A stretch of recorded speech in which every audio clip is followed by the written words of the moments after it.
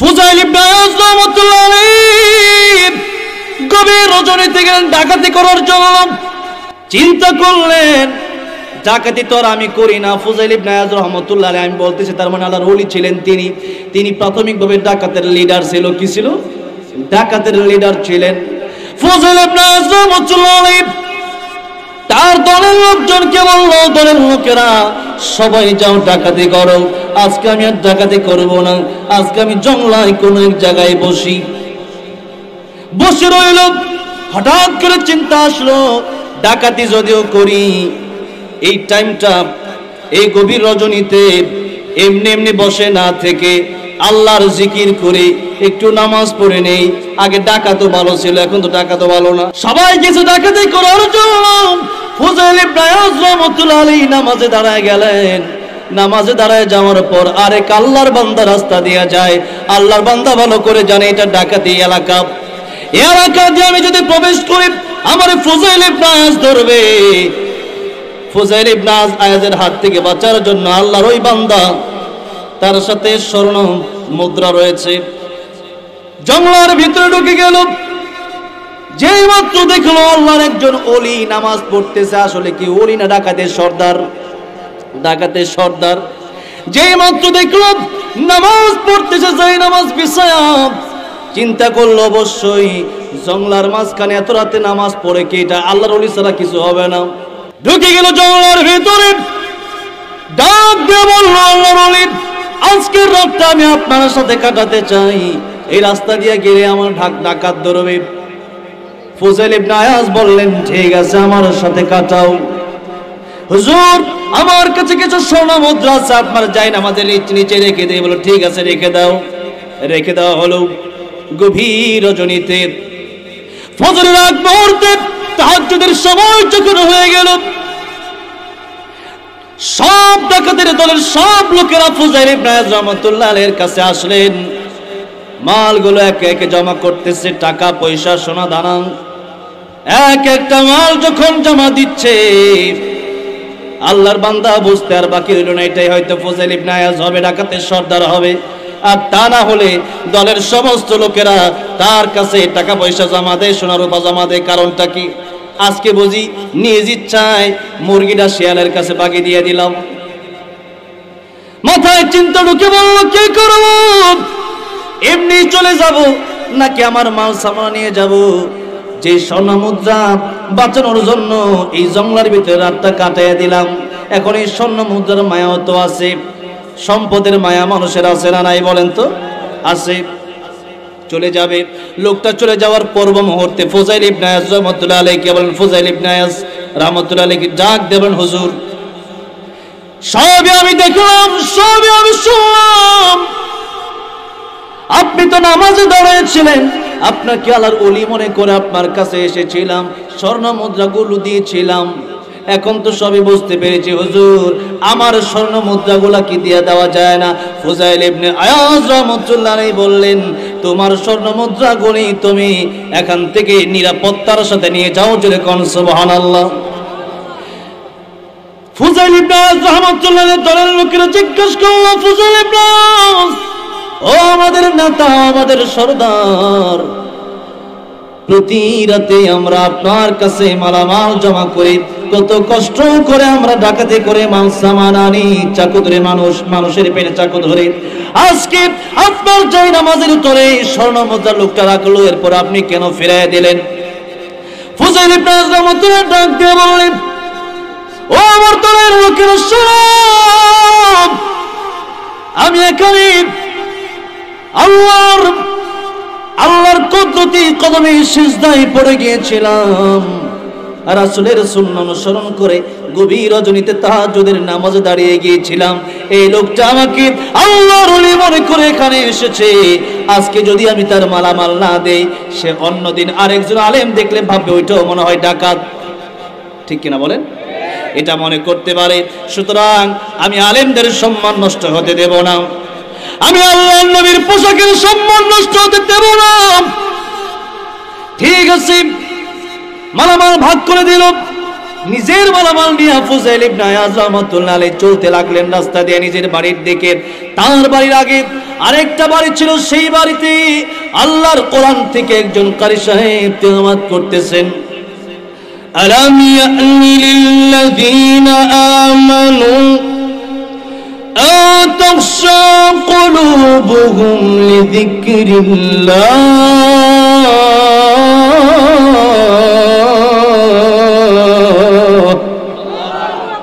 এখনো কি সময় হয় নাই? এখনো কি সময় হয় নাই ফিরে আসার?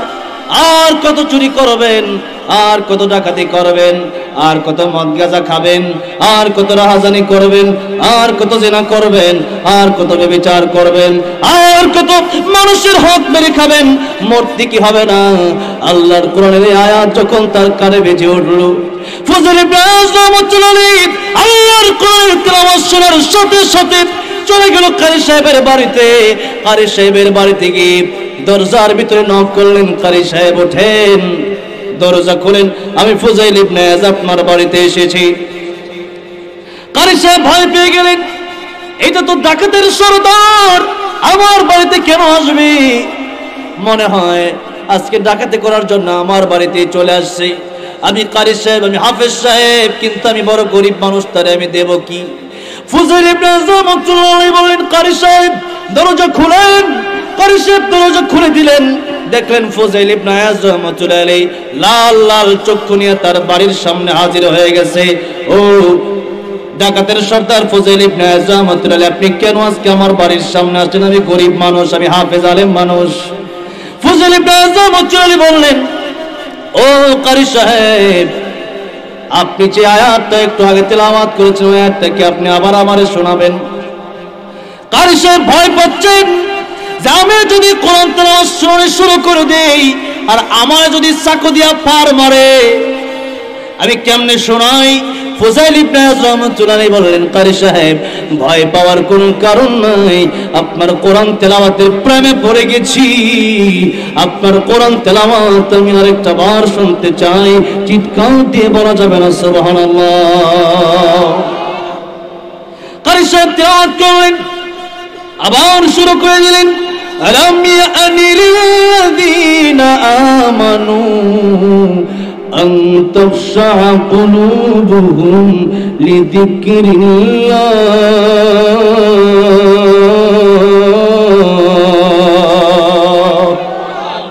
আল্লাহর কোরআনের তেলাওয়াত।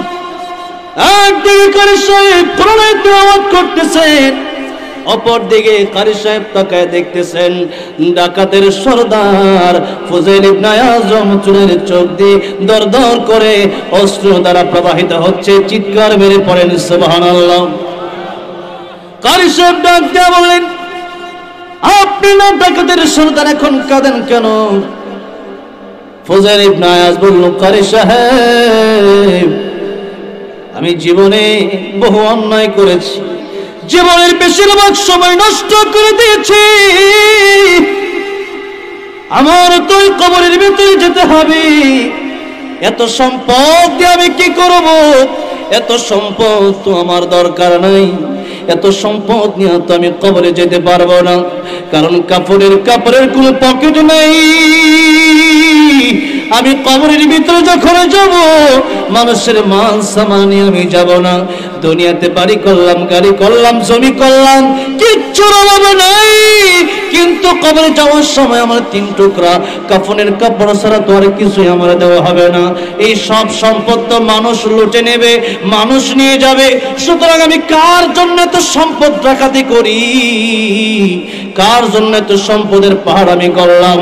আজকে আপনার কোরআন তেলাওয়াত শুনে, আল্লাহর কোরআনের আয়াতটা শোনার কারণে আমার ভিতরে এই চিন্তা জাগ্রত হলো, যার কতদিন আমি বাঁচব, এই সম্পদ আমি কার জন্য রেখে যাব? ওই কবরে তো আমার সাথে আমার মা যাবে না, ওই কবরে আমার সাথে আমার বাবা যাবে না, ওই কবরে আমার সাথে আমার ভাই যাবে না, ওই কবরে আমার সাথে আমার বোন যাবে না। দুনিয়ার কোনো মানুষ আমার সাথে কবরে যাবে না। দুনিয়ার কোনো মানুষ যদি আমার সাথে কবরে না যায়, সুদ খায় কার জন্য, ঘুষ খায় কার জন্য, হারাম খায় কার জন্য, চুরি করি কার জন্য, ডাকাতি করি কার জন্য, কবরের শাস্তি আমি একা বহন করব আর তারা বসে বসে আনন্দ করব, হতে পারে না। হুজুর, আজকে আপনি যে কোরআনের আয়াত পড়েছেন, এখনো কি সময় হয় নাই? এখনো কি মৃত্যুর কথা স্মরণ হয় না? হুজুর, আপনার কোরআনের আয়াত শুনে আমার অন্তর পরিবর্তন হয়ে গেছে। আমার ছেলে নিলেও আমার এই অন্তর পরিবর্তন হতো না। আল্লাহর কোরআনের আয়াত শুনে আমার অন্তর পরিবর্তন হয়ে গেছে।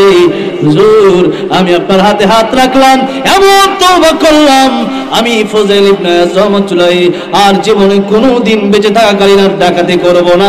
চিৎকার মেরে জোরে জোরে বলেন সুবহানাল্লাহ। এই যে ফজল ইবনে রহমাতুল্লাহ তওবা করলেন, এমন তওবা করলেন, তওবা করার মতো তওবা করলেন। অবশেষে ফজল ইবনে আয়াজ রহমাতুল্লাহ যুগের শ্রেষ্ঠ ওলি হয়ে কবরে গেলেন। জোরে কোন সুবহানাল্লাহ। আপনি তো সারা জীবন ডাকাতি করেন নাই, আপনি তো সারা জীবন চুরি করেন নাই, আপনার জীবনে তুই এমন গুনাহ নাই যে লাশের সাথে আপনি জিনা করেছেন। অথচ নবীর কাছে এমনও মানুষ আসলেন যে ইয়া রাসূলুল্লাহ, ইয়া হাবিবাল্লাহ, আমি লাশের সাথে জিনা করে ফেলেছি কাফনের কাপড় চুরি করতে গিয়ে।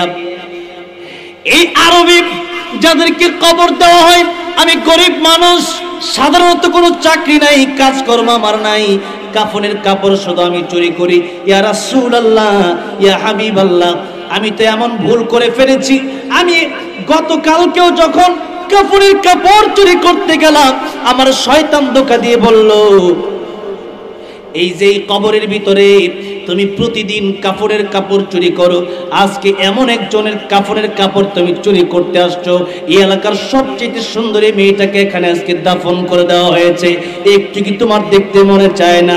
তার সাথে একটু কি তোমার জিনা করতে মনে চায় না?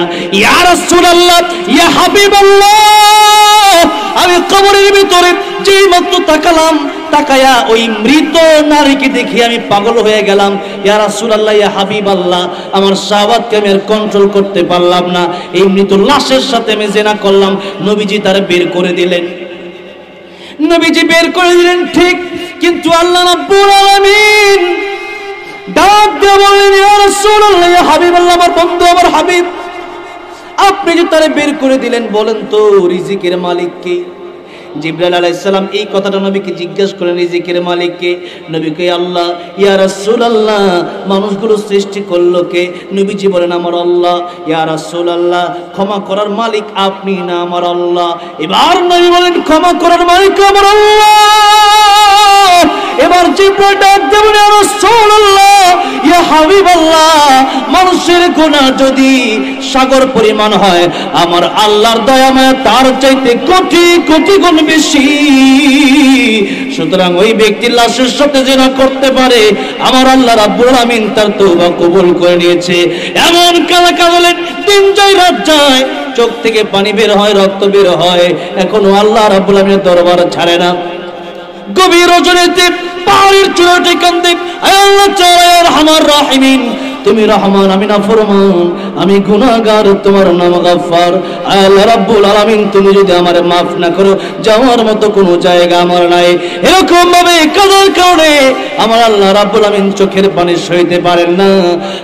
আমার আল্লাহ রাব্বুল আলামিন তার তওবা এমন ভাবে কবুল করেছেন, আমার আল্লাহ রাব্বুল আলামিন তাকে মাফ করে তাকে জান্নাতের ঘোষণা দিয়েছেন। জোরে কোন সুবহানাল্লাহ। এত বড় বড় গুনাহ যদি তারা করতে পারে, আর এই গুনাহ যদি মাফ হয় আল্লাহর কোরআনের আসরের কারণে, আজকে একদিন আল্লাহর কোরআনের বয়ান শোনার কারণে আমার আপনার কপালে আমার আল্লাহ রাব্বুল আমিন জান্নাত লিখে দিতে পারেন কি পারেন না? জোরে বলে। এবার আসেন সূরা কাহফের শেষে আল্লাহ রাব্বুল আমিন বলছেন, فمن كان يرجو لقاء ربه فليعمل عملا صالحا ولا يشرك بعبادة ربه أحدا ও দুনিয়ার মানুষেরা যদি তোমরা আমি আল্লাহর জান্নাতে আসতে চাও যদি তোমরা আমি আল্লাহর সাথে দেখা করতে চাও আমরা সবাই আল্লাহর সাথে দেখা করতে চাই কি চাই না আল্লাহ কত সুন্দর এই দুনিয়ার মানুষ একজন আরেকজনের প্রেমে পাগল হয়ে যদি মানুষ আত্মহত্যা করতে পারে এবার আপনাদেরকে জিজ্ঞাসা করতে চাই দুনিয়ার মানুষের প্রেমে পাগল হওয়া দরকার না এত সুন্দর মানুষ যিনি সৃষ্টি করলেন আমার সেই আল্লাহর প্রেমে পাগল হওয়া দরকার আছে না নাই ইব্রাহিম আলাইহিস সালাম পাগল তো হয়েছিলেন সেই আল্লাহর প্রেমে আগুনের ভিতরে নমরুদ ফেলে দেবে তারপরে জিবরিল আসলেন ডেকে বললেন পয়গম্বর ইব্রাহিম খলিলুল্লাহ আপনি আমারে বলেন আগুন থেকে আপনারা আমি বাঁচিয়ে দেই ইব্রাহিম আলাইহিস সালাম ডাক দিয়ে বলেন এই জিবরাইল আগুন থেকে তুমি আমারে কেন বাঁচাবা আমার আল্লাহ কি অন্ধ নাকি আমার আল্লাহ কি দেখে না আর যদি আমার আল্লাহ আমারে দেখে আর আমি আগুনে জ্বলার কারণে আমি ইব্রাহিম আগুনে পোড়ার কারণে আমার আল্লাহ যদি খুশি হয় আমি ইব্রাহিম একবার নয় দুইবার নয় আমি ইব্রাহিম 1000 বার আগুনের ভিতরে জ্বলতে রাজি আছি কোন সুবহানাল্লাহ আমার আল্লাহ যদি খুশি হয় আমার আল্লাহর খুশির জন্য একবার দুইবার নয় 1000 বার আমি আগুনের ভিতরে জ্বলতে রাজি আছি আমার আল্লাহ কয় আমার ইব্রাহিম পাস ও আগুন রে ইয়া নারু কুনি বারদাও ওয়া সালামান আলা ইব্রাহিম আগুন আমার ইব্রাহিমের জন্য তুমি আরামদায়ক হয়ে যাও শেষ বয়সে পয়গম্বর ইব্রাহিম যখন এই পৃথিবী থেকে চলে যাবেন তখন মানুষের সাথে আলোচনা করতেন দুনিয়ার মানুষেরা শোনো এই দুনিয়াতে যত জায়গা আমি দেখেছি যত জায়গায় আমি ছিলাম রে আগুনের ভিতরে 40টা দিন আমি ছিলাম 40 দিন যে শান্তিতে আমি ছিলাম আমি পয়গম্বর ইব্রাহিম এত শান্তিতে দুনিয়ার আর কোথাও ছিলাম না জোরে জোরে বলা যাবে না সুবহানাল্লাহ আমার আল্লাহ পয়গম্বর ইব্রাহিম আলাইহিস সালাম আগুনকে ফুল বাগিচা বানিয়ে দিলেন আপনাদেরকে আমি জিজ্ঞাসা করতে চাই ওই আল্লাহর প্রেমে যদি আমরা এখনো পাগল হতে পারি আমার আল্লাহ রাব্বুল আলামিন কি আমাদের জন্য আগুনকে ফুলের বাগান বানাইতে পারে কি পারে না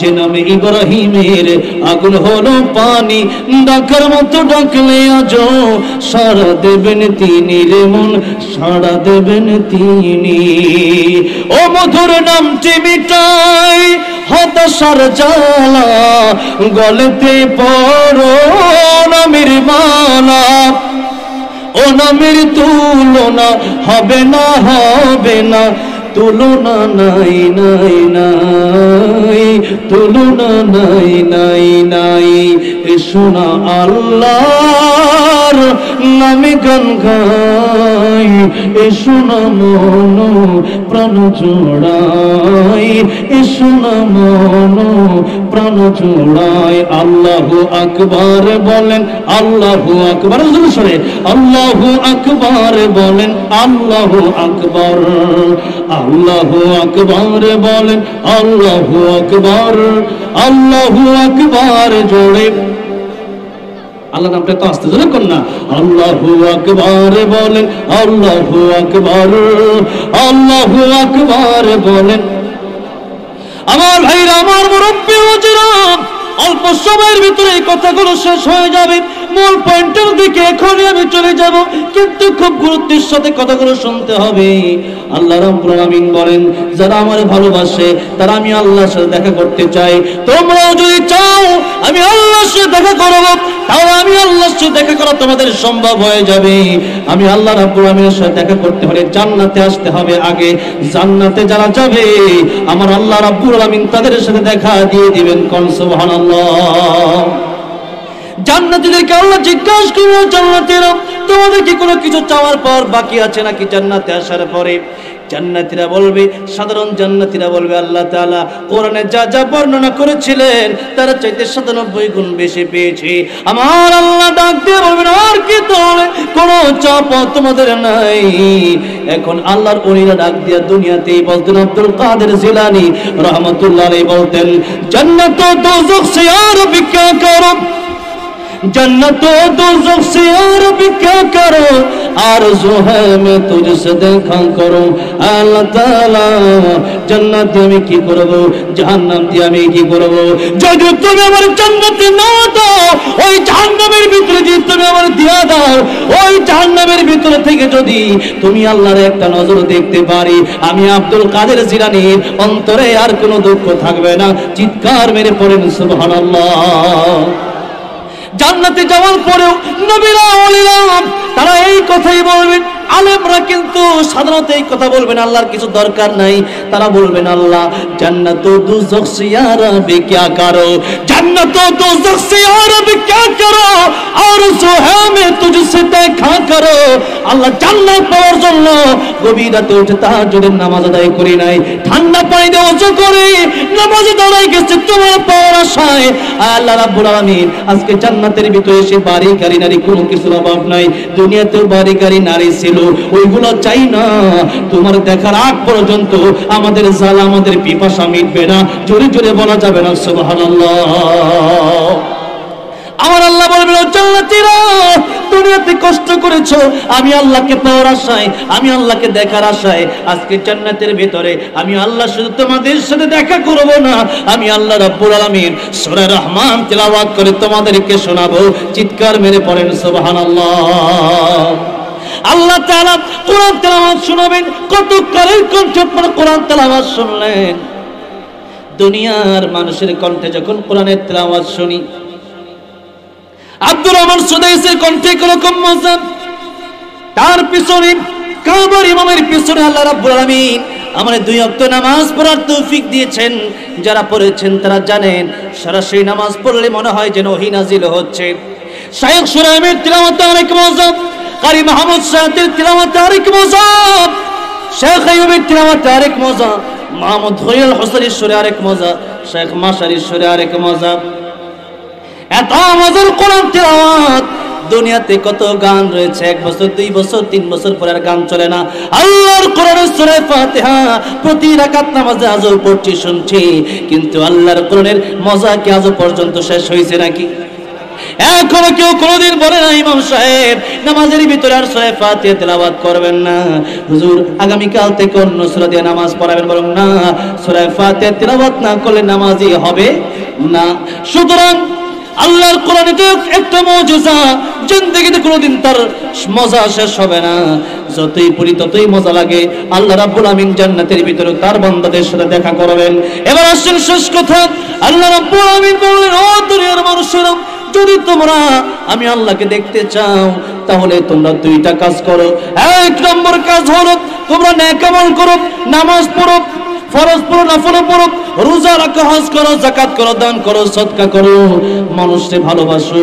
মানুষের উপকার করো মা বাবার খেদমত করো মিথ্যা কথা বলবে না গুনাহ ছেড়ে দাও আর নেক আমল করো তাহলে তোমরা আল্লাহকে দেখতে পারবে এটা হলো এক নম্বর শর্ত দুই নম্বর শর্ত হলো ولا يشرك بعبادة ربه أحدا আল্লাহ তাআলা বললেন দুই নম্বর শর্ত হলো শিরিক মুক্ত ইবাদত আমি আল্লাহর কাছে আনতে হবে যদি তোমাদের অনেক ইবাদত থাকে আর যদি শিরিক থাকে যেরকম ইব্রাহিম আলাইহিস সালাম শিরিক করেছে সন্তানের ইব্রাহিম আলাইহিস সালামের বাবা শিরিক করেছে সন্তানের পরিচয় দিয়ে ইব্রাহিম আলাইহিস সালামের পরিচয় দিয়া আজর কিন্তু জান্নাতে যেতে পারবে না নূহ আলাইহিস সালামের শিরিক কেমন শিরিক করেছে বাবার পরিচয় দিয়ে জান্নাতে যেতে পারবে না নবীর পরিচয় দিয়া আমার নবীর চাচা আবু তালিব জান্নাতে যেতে পারবে না সুতরাং নিজের ভিতরে ঈমান না থাকলে পরে কারো সুপারিশ মঞ্জুর হবে না হাদিস শরীফের ভিতরে এসেছে কিয়ামতের ময়দানে পয়গম্বর ইব্রাহিম আলাইহিস সালাম তাকে দেখবেন তার বাবাকে শিকল দিয়ে বেঁধে জাহান্নামের দিকে নিয়ে যাওয়া হয় এমনি আল্লাহকে ডাক দিয়ে বলবেন আল্লাহ আমার বাবাকে শিকল দিয়ে বেঁধে জাহান্নামের দিকে নিয়ে যাওয়া হয় আমি ইব্রাহিম পয়গম্বর কেমনে সহ্য করব আমার তো বাবা যতই খারাপ হোক না কেন বাবা তো বাবাই বাবার জন্য একটা মায়া বাবা মার জন্য মায়া আছে না নাই জোরে কোন বাবা যেমনই হোক না কেন ইব্রাহিম আলাইহিস সালাম যেই মাত্র আল্লাহকে বলবেন আল্লাহ বলবেন আমার খলিল আপনি নিচের দিকে তাকান, আপনি নিচের দিকে তাকায় দেখেন এবার আপনার বাবা আছে না নাই। পয়গম্বর ইব্রাহিম নিচের দিকে তাকাবে, তাকায় দেখবে তার বাবার আর দেখা যায় না, এখন দেখা যায় একটা শূকর দেখা যায়। এই শূকরকে আল্লাহ জাহান্নামের দিকে নিয়ে যাবেন। আল্লাহ বলবেন পয়গম্বর ইব্রাহিম আপনি আমার বন্ধু, আপনার অপমান করব না, কিন্তু যেহেতু আপনার বাবা মুশরিক আযর, এই জন্য আপনার বাবাকেও ছাড় দেওয়া হবে না, জান্নাতে কেউ বাঁচাতে পারবে না, নবীর সুপারিশ মঞ্জুর হবে না। ও মুসলমান, আজকে আমরা বসে আছি, আমার নবী আমার সুপারিশ করবে, এরপরে অন্তরের ভিতরে নাফাকি নিয়ে বসে আছি, অন্তরের ভিতরে শিরিক নিয়ে বসে আছি। আজকে অন্তরের ভিতরে আমাদের শিরিক আছে, কিন্তু কোনটা শিরিক, কোনটা বেদাত, কোনটা মুনাফিক এটা আমরা জানি না। আজকে আমরা শিরিক করতেছি, শিরিক কারে বলে তাও আমাদের জানা নাই, শিরিক কারে বলে, নাফাকি কারে বলে, বেদাত কারে বলে, এই বিষয়গুলো যদি আমরা না জানি তাহলে আমরা মানবো কেমনে? জানার জন্য সর্বপ্রথম আল্লাহর কোরআনের শিক্ষার দরকার আছে না নাই? আল্লাহর কোরআন আজকে আমরা শিখি না। আমার প্রায় ওয়াজ মাহফিলেই, প্রায় তাফসীরুল কোরআন মাহফিলেই কথা থাকে, আল্লাহর কোরআন আপনি শিখেন, আল্লাহর কোরআন যদি না শিখেন নামাজ ভঙ্গের কারণ কয়টা জোরে বলেন? হ্যাঁ, নামাজ ভঙ্গের কারণ ইসলাম। এখন যদি আপনাদেরকে জিজ্ঞাসা করা হয় নামাজ ভঙ্গের 19টা কারণ, প্রথম কারণটা কি বলেন দেখি সবাই? নামাজে অশুদ্ধ পড়া, কোরআন শরীফ অশুদ্ধ পড়া। এই নামাজে কোরআন শরীফ যদি আপনি অশুদ্ধ পড়েন আল্লাহ নারাজ হয়ে যায়। আজকে যদি আপনার নাম আমার নাম কেউ ভেঙ্গায়, মনে করেন আপনার নাম জসিম, কেউ আপনারা বললো জসিম মা, রাগ করবেন না? আপনি রাগ তো করবেন। আপনার নাম রুবেল, কেউ বললো কি রুবেল্লা কই যাস, কি আমার নাম রুবেল, তুই রুবেল্লা কসকে লেগা, যেরকম ঠিক না বে ঠিক? আপনার নামের সাথে যদি একটা আকার বেশকম হয়, আপনার যদি মেজাজ গরম হয়, আমার আল্লাহর কালামের চাইতে বড় কথা কি আমাদের নাকি? আমার আল্লাহর কালাম সেই কোরআন কিয়ামতের ময়দানে এক একটা ব্যক্তির জন্য আল্লাহর সামনে যারা শুরু করে দিবে, যারা কোরআন তেলাওয়াত করবে, রাতের বেলা যারা সূরা মুলুক তেলাওয়াত করবে, 5 ওয়াক্ত ফরজ নামাজের পর যারা আয়াতুল কুরসি তেলাওয়াত করবে, কিয়ামতের কঠিন ময়দানে আল্লাহর কোরআন তার সামনে দাঁড়ায় যাবে। আল্লাহ রাব্বুল আমিন যখন বলবেন বান্দারা জাহান্নামে চলে যাবে, কোরআন গিয়ে বলবে আল্লাহ, তারা জাহান্নামে যাওয়ার আগে আমার কথা শুনেন। আল্লাহ বলবে ও কোরআন তুমি কি বলতে চাও? কোরআন ডাকতে বলবেন আল্লাহ তাআলা এই ব্যক্তিটা আমারে ভালোবাসছে। শুধুমাত্র তাফসীরে মাসারিফ লিখেছেন যিনি আল্লামা কাজী সানাউল্লাহ পানিপতি রাহমাতুল্লাহ আলাইহি, তিনি ঘটনা উল্লেখ করেছেন একজন মানুষ কোরআন পড়তে পারতো না, শুধুমাত্র আল্লাহর কোরআন বুকে লাগাইতো আর প্রত্যেকটা লাইনে লাইনে আঙ্গুর ঘোরায়া ঘোরায়া চোখের পানি ছেড়ে দিয়ে কাঁদতো আর বলতো এ আল্লাহ কা কালাম হ্যায়, এ মাওলা কা বাত হ্যায়, আল্লাহ তাআলা এটা তোমার কালাম, এটা আল্লাহর কোরআন, আমি বিশ্বাস করি আল্লাহ গো আমি পড়তে পারি না। ভারতের একটা ঘটনা উল্লেখ করেছেন তিনি, যে ভারতের মানুষ সেখানে বেশিরভাগ হিন্দু মানুষ, ভারতের বর্ডারে ঢুকলেই তো, ভারতের বর্ডার তো এখান থেকে কাছেই, আমি তো অনেকবার ভারতে আলোচনা করার জন্য, ওয়াজ করার জন্য গিয়েছি, সেখানে ঢুকলেই দেখবেন শুধু মূর্তি একটা পড়ে রয়েছে, একটা খাড়া রয়েছে, একটা হত্যা রয়েছে, এত মূর্তি। মুসলমানরা আমাকে দাওয়াত করলো, যেখানে ওয়াজ করব সেখানেই দেখি পাশে আরেক মূর্তি। আমি বললাম এখানে অবস্থা কেন? বলল হুজুর মানুষ তো আসবে দূর দূর থেকে, আমরা এখানে একটা পরিবার মুসলমান আর সবই হিন্দু, এত হিন্দু কোরআন শিখাবে কি? আজকে আমরা মুসলিম দেশে বাংলাদেশে জন্মগ্রহণ করেছি, এই তো মাদ্রাসা এখানে আছে, কত মাদ্রাসা আমাদের দেশে অভাব নাই, লক্ষ লক্ষ মাদ্রাসা আমাদের দেশে আছে। এরপরে যদি আল্লাহর কোরআন আপনি না শিখেন, শিরিক করে বলে তা যদি আপনি না জেনে ওই কবরে যদি আপনি যান, তাহলে বলেন তো আপনি যদি আল্লাহরে বলেন আমি জানি না, আল্লাহ যদি আপনাকে জিজ্ঞাসা করে তুমি আল্লাহর কোরআন শিখো না, আল্লাহর কোরআন পড়ো না, শিরিক করে বলে ওইটা জানো না, কিন্তু বিয়ে কেমনে করতে হবে ওইটা জানো, ডাক্তার কেমনে হতে হবে ওইটা জানো, ইঞ্জিনিয়ার কেমনে হতে হবে ওইটা জানো, খাবার কেমনে খাইতে হবে ওইটা জানো, সব জানলা কিন্তু আল্লাহর কোরআন শিখলা না। তাহলে আজকে তুমি সব জানলা আল্লাহর কোরআন কেন জানার ইচ্ছা করলা না? এই প্রশ্ন যদি আমার আল্লাহ করে উপায় কিন্তু থাকবে না। এই জন্য আপনাদের সবাইকে বলি, এখনো যেহেতু বিচ্ছেদ মাদ্রাসাও যেহেতু আছে, নবী বলেন কোন আলিমান আও মুতাআল্লিমান আও মুআইনান আও মুহিব্বান লা তাকুন খামিসান ফাতাহালিক। ও আমার উম্মতেরা, হয়তো আলেম হয়ে যাও, নয়তো আলেমের ছাত্র হয়ে যাও, আর নয়তো তাও যদি না পারো এই আলেম হইতে গেলে অনেকের টাকা পয়সা থাকে না, অনেক গরিব মানুষ থাকে যাদের টাকা পয়সা নাই, সন্তানটা লজিং খায়, তার টাকা পয়সা নাই, একটা বাবা মা গরিব, তার সন্তানকে মাদ্রাসায় দিছে, দিন মজুর, ভ্যান চালক, রিক্সা চালক, তোমার কাছে টাকা পয়সা আছে, তুমি তার কিছু টাকা পয়সা দাও। এবার আরেকটা হাদিস শরীফের কথা বলছি, আল্লাহর নবী অন্য হাদিস শরীফের ভিতরে বললেন, ইদা মাতাল ইনসান ইনকাতা আনহু আমালুহু, মানুষের মৃত্যুর পরে মানুষের সব আমল বন্ধ হয়ে যায়, তিনটা আমল বাকি থাকে। একটা আমলের নাম হলো সদকায়ে জারিয়া। এই সদকায়ে জারিয়া যদি মানুষ করে যেতে পারে, মানুষের মরণের পরে মানুষের আমল বন্ধ হয়ে যাবে। মানুষের মরণের পরে নামাজ আর পড়তে পারবে না, রোজা রাখতে পারবে না, হজ আর করতে পারবে না, যাকাত আর দিতে পারবে না।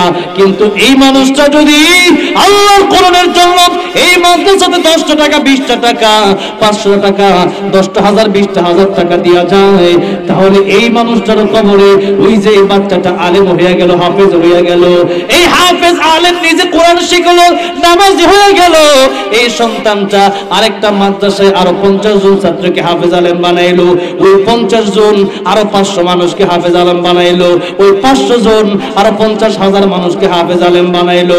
সবার সওয়াব, ওই যে আপনি 500 টাকা দিয়েছিলেন মাদ্রাসায়, ওই 500 টাকা দেওয়ার কারণে সবার সওয়াব আল্লাহ আপনার কবরে পৌঁছায় দিবে। বলেন সুবহানাল্লাহ।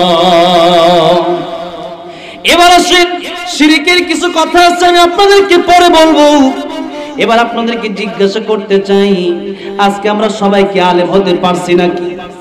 আলেমের ছাত্র সবাই হতে পারে নাই। নবীজি বললেন, 4টার বাইরে যাও না।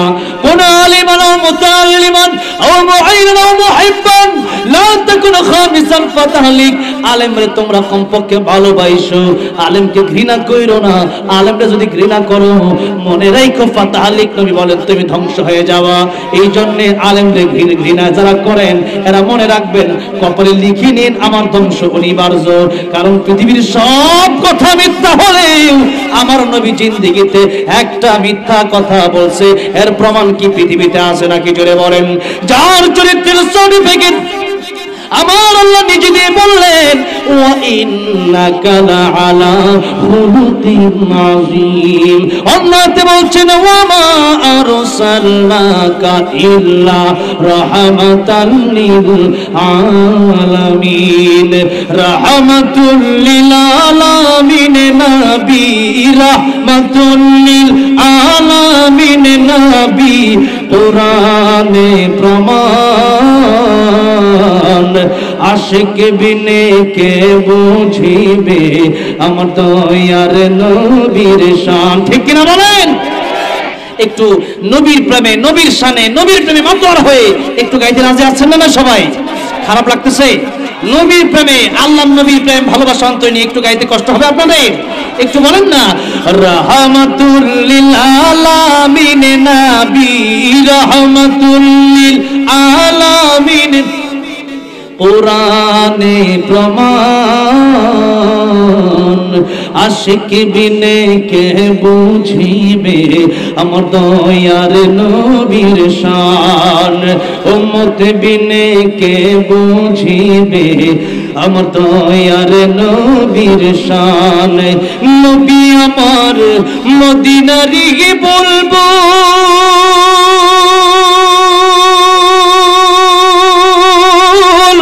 আমার আল্লাহ ভালোবেসে নামটি দিলেন হাবিবে রাসূল। আল্লাহু আকবার। নবী আমার মদিনারি বলবো, আমার আল্লাহ প্রেম করিয়া নামটি দিলেন মুহাম্মদ রাসূল। ওই নবীকে ভুল বুঝিলে, ওই নবীকে, ওই নবীকে ভুল বুঝিলে থাকবে না ঈমান। আশিক বিনে কে বুঝিবে আমার দয়ার নবীর শান। বলেন না, উম্মত বিনে কে বুঝিবে। এত আস্তে শুনে কো, রাহমাতুল লিল আলামিন বিন নবী রাহমাতুল লিল আলামিন নবী কুরআনে প্রমাণ আশিক বিনে কে বুঝিবে আমার দয়ার নবীর শান উম্মত বিনে কে বুঝিবে আমার দয়ার নবীর শান কথা বলেন ঠিক না বেঠিক আমার ভাইরা আমার মুরব্বি ওয়াজিরাম আমি বেশি লম্বা সময় কথা বলবো না টাইম আমার নির্ধারিত এখনো প্রধান বক্তা বাকি আছেন তবে আমারে শুধু ওয়াজের দায়িত্ব দেওয়া হয় নাই আরো কয়েকটা কর্মসূচি আমার দিয়ে দেওয়া হয়েছে এই জন্য নবীর কথা যদি সত্য হয় নবী যদি বলেন যে তোমরা মৃত্যুর পরে তোমাদের সব আমল বন্ধ হবে কিন্তু যদি তোমরা সদকা জারিয়া মাদ্রাসা মসজিদে করে আসতে পারো এই সদকা জারিয়া সব তোমার কবরে পৌঁছায় দিবে আমার নবীর কথা সত্য না মিথ্যা জোরে বলেন আমার নবীর কথা যদি সত্য হয় নবীর যদি আমরা ভালোবাসি নবীর সাথে যদি জান্নাতুল ফেরদাউসে থাকতে চাই ওই আশায় আজকের মাহফিলে আমার আলোচনার শেষ মুহূর্ত এরপর এক দুইটা গজল গাবো ইনশাআল্লাহ তার আগে আপনাদেরকে বলতে চাই আপনাদের এখানে কে কেমন কার কেমন অর্থ আছে আমি জানি না সবাই তো আলেম না নতুন আলেম না হইতে পারলেও আলেমকে মোহাব্বত কইরো কিয়ামতের কঠিন ময়দানে একটা গ্লাস পানি পান করানোর কারণে আল্লাহ তাআলা জান্নাতের মালিক বানাবেন একটা গ্লাস পানি পান করানোর কারণে আল্লাহ তাআলা জান্নাতের মালিক বানায় দিতে পারে হাদিস শরীফের বক্তব্য আপনি যদি 500 টাকা মাদ্রাসায় দান করতে পারেন আমার আল্লাহ কি আজকে 500 টাকার কারণে কিয়ামতের ময়দানে আপনি জান্নাতের মালিক বানাইতে পারে কি পারে না